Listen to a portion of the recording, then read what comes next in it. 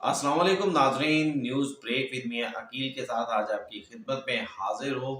नाजरीन, आज के दिन भर की जो तीन बड़ी खबरें हैं वो आपके साथ शेयर करने जा रहा हूँ। प्रोग्राम इंतहाई अहम है। सियासी खबरों के साथ साथ आज कुछ मज़ीद खबरें भी शेयर करेंगे और ये भी बताएंगे कि माजी में इमरान खान की जो हुकूमत तोड़ने के हवाले से मौलाना फजलुर रहमान ने जो दावा किया था, उस दावे को के ऊपर क्या जवाब आया है। फिर इसके साथ साथ पाकिस्तान तहरीक इंसाफ की जानिब से जमहूरियत के रास्ते पर जो चलने का आगाज़ है वो बाकायदा कर दिया गया है, उसके ऊपर भी अपना तबसरा करेंगे। और तीसरी बात यह है कि नवाज शरीफ ने हार तस्लीम नहीं की। नवाज शरीफ ने हार तस्लीम नहीं की और इसकी क्या वजूहत हैं, ये क्यों मैं ये कह रहा हूँ, ये भी आपके साथ शेयर करूँगा।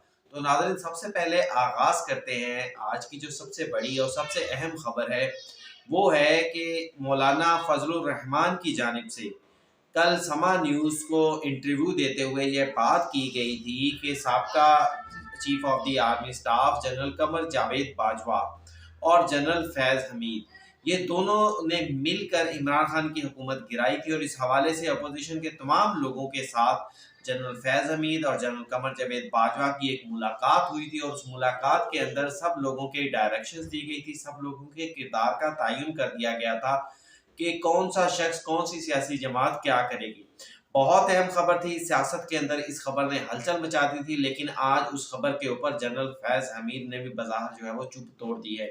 आज अंसार अब्बासी ने एक कॉलम लिखा है और उस कॉलम के अंदर उन्होंने ये दावा किया है कि ये कॉलम जनरल फैज़ हमीद और जनरल कमर जावेद बाजवा जो हैं उनके करीबी ज़राए से बात करके वो कॉलम लिख रहे हैं। इस कॉलम के अंदर जनरल फैज़ हमीद ने कहा है कि एक बात तो बड़ी वाज़ेह है जो कि साबका जनरल कमर जावेद बाजवा कह रहे हैं और ये बात हकीकत भी है बज़ाहिर कि जनरल फैज़ हमीद जिस वक्त इमरान खान के खिलाफ तहरीक अदम एतमाद आई थी, उस वक्त जनरल फैज़ हमीद DGISI नहीं थे। और फिर दूसरी बात ये भी कही गई है कि जनरल फैज़ हमीद उससे कई माह पहले ही ISI के चीफ के ओहदे से हटा दिए गए थे और वो उस वक्त पेशावर के कोर कमांडर थे, जो कि नवंबर गालबन 2021 की बात है जब उन्हें हटाया गया था। तो इसलिए मौलाना फजलुर रहमान का ये कहना कि जनरल फैज़ हमीद और general army chief general Qamar Javed Bajwa दोनों इमरान खान की हुकूमत गिराने में मुलव्वस थे। तो नाज़रीन, इससे ये बात तो बड़ी वाज़े तौर के ऊपर जो है वो सामने नज़र आ रही है कि जनरल फैज़ हमीद उस टाइम DGISI नहीं थे। मौलाना का ये कहना कि फैज़ हमीद और जनरल कमर जावेद बाजवा दोनों के सामने मुशावरत हुई थी, तो ये बात बज़ाहिर दुरुस्त नहीं लग रही। लेकिन अब दूसरी बात की तरफ आते हैं। जनरल कमर जावेद बाजवा जो कि उस टाइम आर्मी चीफ थे, उनकी जानिब से कहा गया है कि उनकी मौलाना फजलुर रहमान के साथ 2 मरतबा मुलाकातें हुई हैं। पहली मुलाकात उस टाइम हुई थी जब मौलाना धरना लेकर आए थे और धरने के वक्त मौलाना ने उनके घर जाकर आर्मी चीफ से मुलाकात की थी और ये मुलाकात जो है कोई खुशगवार नहीं रही थी बज़ाहिर, क्योंकि मौलाना के जो मुतालबा थे वो शायद आर्मी चीफ ने तस्लीम ना किए हों, क्योंकि मौलाना का मुतालबा था कि इमरान खान की हुकूमत ख़त्म की जाए और वो हुकूमत ख़त्म नहीं हुई थी, फिर मौलाना को खाली हाथ जाना पड़ा था। अब दूसरी बात की तरफ आते हैं कि जनरल कमर जावेद बाजवा के बज़ाहिर इस मौक़िफ़ के मुताबिक कि उनकी दूसरी मुलाकात उस टाइम हुई जब शहबाज शरीफ और इसके साथ-साथ शाहज़ैन बुगटी, खालिद मकबूल सिद्दीकी और कुछ आर्मी के जनरल भी शामिल थे और ये मुलाकात उस वक़्त के वज़ीर-ए-आज़म यानी इमरान खान की ख्वाहिश के ऊपर हुई थी, जिसमें इमरान खान ने इनसे कहा था कि वो इन तमाम अपोज़िशन से बात करें और उन्हें राज़ी करें और उस मुलाकात के अंदर जो है ये ऑफ़र की गई थी कि अगर वो अपनी अदम एतमाद वापस ले लेते हैं तो इमरान खान इस्तीफ़ा देकर दोबारा इलेक्शन करवा देंगे। लेकिन इस मुलाकात के हवाले से 26 मार्च 2022 को ये मुलाकात हुई थी, तो जनरल कमर जावेद बाजवा के मुताबिक ये मुलाकात जो है वो ऑन रिकॉर्ड है और ये इमरान खान के नोटिस में थी। तो नाज़रीन, मौलाना का जो दावा था वो बज़ाहिर शायद दुरुस्त नहीं लग रहा। फिर मौलाना की एक और वीडियो भी बड़ी ज़ोर-ओ-शोर से चल रही है, जिसमें मौलाना कह रहे हैं कि ये अमरीकी साज़िश नहीं थी, इमरान खान की हुकूमत गिराना मेरी साज़िश थी। बहरहाल देखते हैं कि इसमें मज़ीद क्या चीज़ें निकलती हैं। नाज़रीन, दूसरी बड़ी जो अहम डेवलपमेंट है वो सियासी डेवलपमेंट है। बड़ी ख़बर है कि पाकिस्तान तहरीक इंसाफ बाकायदा कल से जमहूरियत के ट्रैक के ऊपर आ गई है। کس طرح ٹریک کے اوپر آ گئی ہے دیکھیں. اس سے پہلے عمران خان کی جانب سے باقاعدہ یہ اعلان کیا جاتا تھا کہ پاکستان تحریک انصاف کسی بھی سیاسی جماعت کے ساتھ، کسی بھی جماعت کے ساتھ جو ہے وہ کسی کے ساتھ بات کرنے کو تیار نہیں ہے، یہ کرپٹ ہے، یہ چور ہے، مولانا کے حوالے سے جو کہا جاتا تھا. لیکن پھر کل ہم نے دیکھا مولانا کے ساتھ ملاقات ہوئی، کچھ نکات کے اوپر اتفاق بھی کیا گیا، اور آج پاکستان تحریک انصاف نے اسی سلسلے کو جاری رکھتے ہوئے جماعت اسلامی جو کہ ان سے ناراض تھی باقاعدہ ان کے ساتھ رابطہ کیا. تقریباً شام 7 بجے میاں اسلم کے گھر کے اوپر لیاقت بلوچ کی سربراہی میں جماعت اسلامی کا وفد اور دوسری جانب سے اسد کیسر کی سربراہی میں 3 رکنی وفد جو ہے وہ میاں اسلم کے گھر پہنچا. وہاں پر ایک طویل ملاقات ہوئی اور ملاقات کے بعد کچھ نکات کے اوپر یہاں پر بھی اتفاق کر لیا گیا. پھر آفتاب شیرپاؤ صاحب کے ساتھ بھی ایک طویل ملاقات ہوئی، اس میں بھی اسد کیسر صاحب اس گروپ کو لیڈ کر رہے تھے. اور اس کے بعد بھی یہاں پر بھی نکات کے انتخابات میں دھاندلی ہوئی ہے، احتجاج کیا جائے گا، ان تمام چیزوں نکات کے اوپر جو ہے وہ اتفاق کر لیا گیا.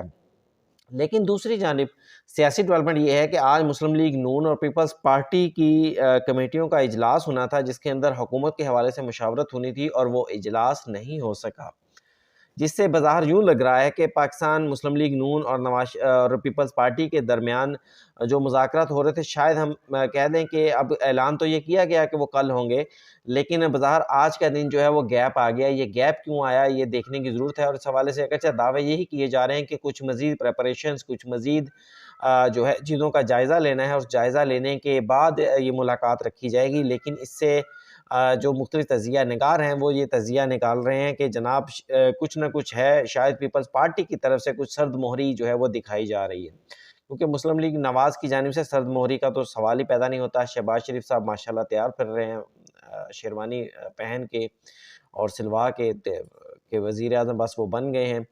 دیکھتے ہیں آئندہ دنوں کے اندر کیا حالات ہوتے ہیں. اس کے ساتھ ساتھ ناظرین نواز شریف نے NA-15 سے جو ان کے الیکشن ہارے تھے انہوں نے ہار تسلیم نہیں کی. آج الیکشن کمیشن میں ان کی درخواست کی سماعت ہوئی. ممبر سندھ نثار درانی کی سربراہی میں 3 رکنی جو الیکشن کمیشن کا بینچ تھا اس نے اس کی سماعت کی. اس سماعت کے دوران جہانگیر جدون نواز شریف کے وکیل پیش ہوئے اور ان کی جانب سے یہ موقف اپنایا گیا کہ وہ کیس کی ہیئرنگ کے دوران تاخیر سے آئے تھے، جس کی وجہ سے درخواست مسترد کر دی گئی، اور ان کی استدعا تھی کہ دوبارہ گنتی کی جائے. دوبارہ گنتی بھی نہیں کی گئی. پھر بغیر گنتی کے فارم 47 یعنی کامیاب امیدوار کا جو نوٹیفیکیشن ہے وہ جاری کر دیا گیا. بتا دیا گیا فارم 47 کے اندر ڈیٹیل ہوتی ہے کہ کس رہنما نے کتنے ووٹ حاصل کیے ہیں، اور یہ بھی کہا ہے کہ جس پر الیکشن کمیشن کے ممبر نثار درانی نے کہا کہ رپورٹ ہمیں پہ موصول ہوگی ہے RO کی جانب سے، جس میں یہ کہا گیا ہے کہ فارم 45 کی بنیاد کے اوپر ہی فارم 47 یعنی کامیاب امیدواروں کا جو ہے اعلان کیا گیا، جس پر وکیل جہانگیر جدون نے دوبارہ یہ موقف اپنایا کہ ہم کچھ شواہد پیش کریں گے جس سے یہ پتہ چل جائے گا کہ فارم 45 کی بنیاد کے اوپر فارم 47 جاری نہیں کیا گیا. تو جس کے بعد الیکشن کمیشن نے نواز شریف کی درخواست کو بحال کر دیا، اور نواز شریف نے اس سے یہ چیز ثابت ہو رہی ہے کہ نواز شریف نے ہری پور سے اپنی ہار کو تسلیم نہیں کیا ہے. پھر ناظرین آج الیکشن کمیشن میں کوئی 47 کے قریب جو ہے مختلف الیکشن میٹرز کی جو سماعت ہوئی ہے. ہر مختلف الیکشن میٹرز ہیں، کسی میں کچھ احکامات ہوئے ہیں، کسی میں ڈیفرنٹ احکامات جاری کیے ہیں، ان کی ڈیٹیلز میں ہم نہیں جائیں گے. لیکن بہرحال الیکشن ٹریبونلز بھی بنا دیے گئے ہیں الیکشن کمیشن کی جانب سے. یہ انتہائی اہم چیز ہے. تمام پولیٹیکل رہنماؤں کو جنہیں اعتراض ہے الیکشن نتائج کے اوپر انہیں چاہیے کہ وہ الیکشنز میں جائیں. اب ناظرین آتے ہیں کہ پاکستان تحریک انصاف کے لطیف کھوسہ جن کے حوالے سے میں نے یہ ٹویٹ بھی کیا تھا کہ ان کے مقابلے میں خواجہ سعد رفیق جو تھے وہ بڑے کریڈیبل آدمی ہیں، معقول آدمی ہیں. بہرحال لطیف کھوسہ صاحب الیکشن جیت گئے ہیں. آج انہوں نے ذرا یہ لائٹر سی نیوز ہے کہ اسلام آباد کے صحافیوں کے ساتھ جو ہے وہ پرینک کر دیا. کس طرح پرینک کر دیا جناب؟ لطیف کھوسہ صاحب صبح سب کو معلوم تھا کہ عمران خان کے سائفر کیس کے اندر اور توشہ خانہ کیس کے اندر آج عمران خان نے اپیلیں دائر کرنی ہیں. سب لوگ منتظر تھے. اسی دوران صبح 10 بجے کے قریب لطیف کھوسہ جو ہیں وہ اسلام آباد ہائی کورٹ میں نمودار ہوئے. انہوں نے ایک ٹاک بھی کر دی اور صحافیوں کو بتایا کہ جناب توشہ خانہ اور سائفر کیس کے اندر اپیلیں جو ہیں وہ دائر کر دی. صحافیوں نے خبریں چلا دیں، لیکن جب لطیف کھوسہ صاحب سے ان اپیلوں کی کاپیاں مانگی گئیں تو اپیلیں نہ ظاہری بات ہے نہ لطیف کھوسہ صاحب نے دائر کی تھی، نہ ان کا کوئی تعلق تھا. صرف ایک میڈیا کے اوپر انٹری ڈالنے کے لیے انہوں نے جو ہے وہ یہ بات کی تاکہ آج ان کے نام سے خبر چل جائے، اور وہ انٹری ڈل گئی۔ لیکن بہرحال صحافی اس کے بعد ان کی تلاش میں جب پڑ گئے کہ جناب ہمیں وہ پٹیشنیں مل جائیں، عمران خان کی اپیلوں کی کاپیز مل جائیں، تو وہ کاپیاں مل نہیں رہی تھیں، جس کے بعد تقریباً 1 بجے کے قریب علی ظفر اسلام آباد ہائی کورٹ آیا، اور انہوں نے بتایا کہ علی ظفر اور سلمان صفدر کی جانب سے یہ اپیلیں دائر کی جانی ہیں، اور وہ اپیلیں تیار ہیں، کچھ دیر میں دائر کر دی جائیں گی، جس کے بعد تقریباً 1 بجے کے قریب باقاعدہ یہ اپیلیں جو ہیں وہ دائر کر دی گئیں۔ تو ناظرین، پاکستان تحریک انصاف کے لطیف کھوسہ جو ہے وہ ایسے چٹکلے کہہ لیں میں یا جو بھی کہہ لیں کہ ایسے مذاق کی راہ میں یا انٹری ڈالنے کے لیے انہوں نے یہ سب کچھ کیا، اور میں تو یہ کہوں گا کہ اسلام آباد ہائی کورٹ کے صحافیوں کے ساتھ پرینک کر کے وہ۔ بہرحال ناظرین، یہ تھا آج کے مختلف سیاسی خبروں کا احوال، الیکشن کمیشن، عدالتوں کا احوال جو میں نے آپ کے ساتھ شیئر کیا۔ ویلاگ یہاں پر ختم ہوتا ہے، مجھے دیجیے اجازت۔ ویلاگ کیسا لگا اپنے کومنٹس کے اندر ضرور بتائیے گا، اور کل پاکستان تحریک انصاف کا احتجاج بھی ہو رہا ہے، اور اس حوالے سے سب سے اہم بات یہ بتا دوں کہ اسلام آباد ہائی کورٹ نے ایک اعلامیہ بھی جاری کیا اور تحریک انصاف کو خبردار کر دیا کہ بھائی ہم سے کوئی اجازت نہیں لی گئی، اور ریڈ زون کی حدود بھی بتا دی ہے کہ ریڈ زون جو ہے وہ اب 0 پوائنٹ تک آ چکا ہے، اس لیے ریڈ زون کے اندر احتجاج کی اجازت نہیں ہوگی۔ اب دیکھنا یہ ہے کہ کل تحریک انصاف کا احتجاج کتنا کامیاب ہوتا ہے، اکیلے احتجاج کرتی ہے یا دیگر سیاسی جماعتیں بھی ان کے ساتھ شامل ہوتی ہیں۔ اس کے ساتھ ہی ناظرین مجھے دیجیے اجازت۔ ویلاگ کیسا لگا ضرور بتائیے گا، چینل کو لائک کیجیے گا، سبسکرائب کیجیے گا، اور شیئر کرنا تو بالکل بھی مت بھولیے گا۔ اجازت دیجیے، اللہ حافظ۔